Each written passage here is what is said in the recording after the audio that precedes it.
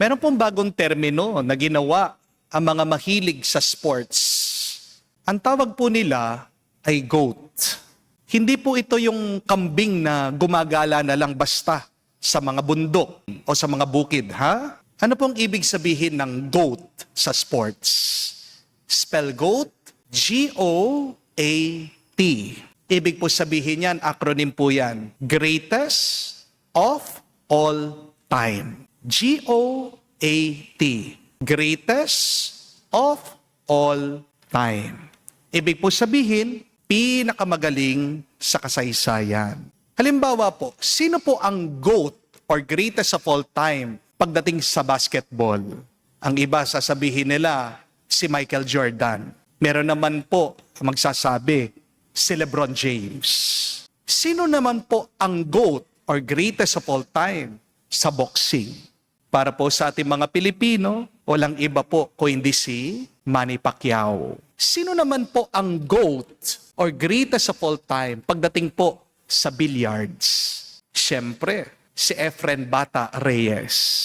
Kapag sinabi mong GOAT, ibig po sabihin yan, champion, legend, kinahangaan, pinapalakpakan sa buong mundo. Pero, ito po ang nakakatawang irony o kabalintunaan. Sa mundo ng sports, ang GOAT ay simbolo ng tagumpay. Pero sa Biblia, iba po ang kahulugan ng GOAT.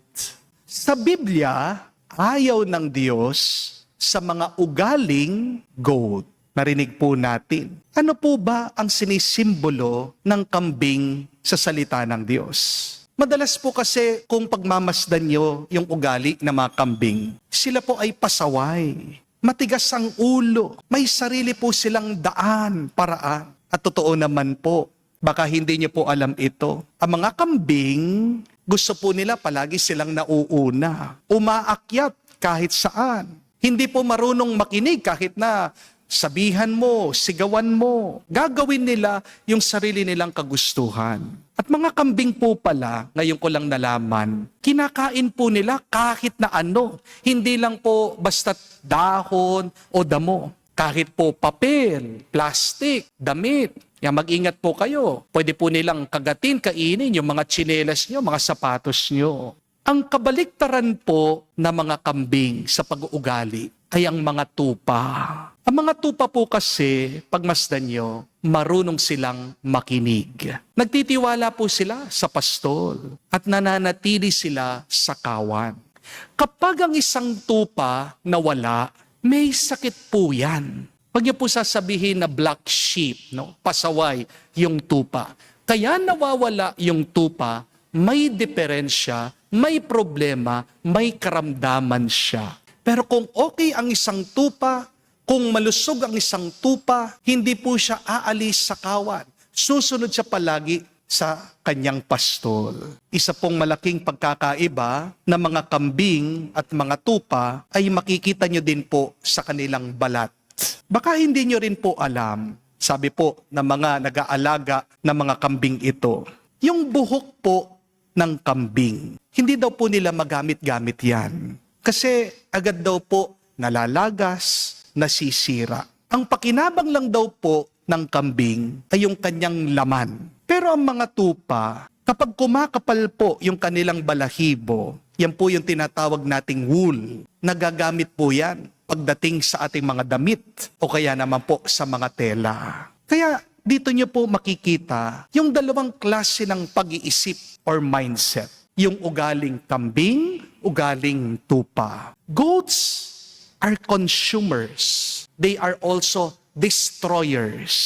But sheep, on the other hand, are producers. They are followers. Let's admit, my dear friends, that in life sometimes we have a goat-like mentality. We react to everything. We consume everything. We chase everything that is not necessary. But happiness belongs to those who learn the discipline of the sheep. Sa Ebanghelyo po, narinig natin, pinagpapala daw ng Diyos yung mga kamuka na mga tupa. Sino ang mga taong may pag-iisip ng tupa? Sila yung marunong makinig at sumunod sa Diyos. Habang sa kaliwa naman daw po, doon po dadalhin yung mga ugaling kambing. Sila naman yung mga tao na matitigas ang ulo, matitigas ang puso. Naririnig na nga ang pangangailangan ng kapwa, binabaliwala pa rin. Mag-ingat po tayo, mga kapatid. Maaaring ikaw ang GOAT or the greatest of all time sa iyong career. Pero kung wala naman ang Diyos sa iyong buhay, mapapagod ka rin. Amen? Maaaring ikaw ang GOAT pagdating sa negosyo. Mayaman ka, kumikita ka. Pero kung wala naman ang banal na espiritu, wala kang kapayapaan, kulang pa rin. Maaaring pinapalakpakan ka ng ibang tao, kilala ka, sikat ka. Pero kung hindi ka nagmamahal at nagmamalasakit, kapatid, hindi ka makakauwi at makakapasok sa kaharian ng Diyos. Kaya nga po mga kapatid, magandang maging GOAT, oo, pagdating sa ating mga talento. Pero mas mabuti bandang huli ang magkaroon ng pag-uugali ng isang tupa sa ating mga puso. Yes, it is good to become the greatest of all time when it comes to our talents and our abilities. But please, be like a sheep in your heart, in your following to God. Dahil ang mga kambing umaakyat kahit saan. Pero ang mga tupa, sila po ang nakakauwi sa tahanan. Bakit? Meron silang sinusundan na mabuting pastol. Aminin po natin mga kapatid, mas madalas kamukha natin ang mga kambing kaysa sa mga tupa. Kapag sinabi ng Diyos sa iyo, magpatawad ka na. Ano yung sagot ng iba sa atin? Lord, pwede po bang mauna siya na humingi ng tawad sa akin? Unfair po. Siya po yung nakasakit sa akin eh. Kapag sinabi ng Diyos sa iyo, magpakumbaba ka. Yung iba sa atin, agad sumasagot. Pero Lord, ako yung tama eh. Alam ko na tama yung ginawa ko, mali siya. Minsan, sinasabi ng Diyos sa iyo, magtiwala ka sa akin. Habang yung iba, sasagot naman, Lord, ang tagal ko na nagtitiwala sa iyo. Bakit wala pa rin yung aking hinihintay, yung aking pinagdarasal? Magandang tanungin ang ating mga sarili. Ano ba ang aking pag-uugali? Mas kamukha ko bang mga kambing? O ninanais ko, sinusubukan kong maging isang tapat na tupa ng Diyos? Ang mga kambing po kasi, independent. Pero ang mga tupa, dependent. And my dear friends, remember, in the spiritual life, salvation is not about independence from God. But if you want to be spiritual, if you want to be alive, if you want to be happy and at peace, always be dependent on God. Hindi kahinaan po ang pagsunod sa Diyos. Ito ay ang tunay na karunungan. At kapag marunong ka, ikaw ay magtatagumpay.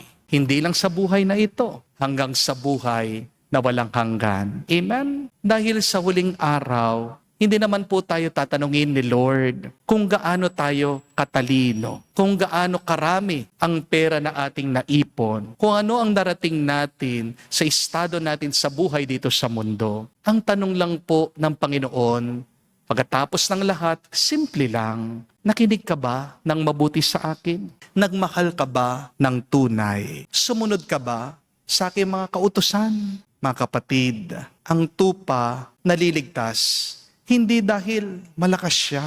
Ang tupa naliligtas dahil malapit siya sa pastol. Kaya ngayon pong araw, huwag tayong maging kambing. Huwag tayong gumawa ng sarili nating daan. Maging tupa tayo. Sana marunong tayong makinig sa tinig ni Kristo. Dahil ang tupa na sumusunod sa mabuting pastol, hindi siya mawawala at makakauwi siya sa kaharian ng Diyos.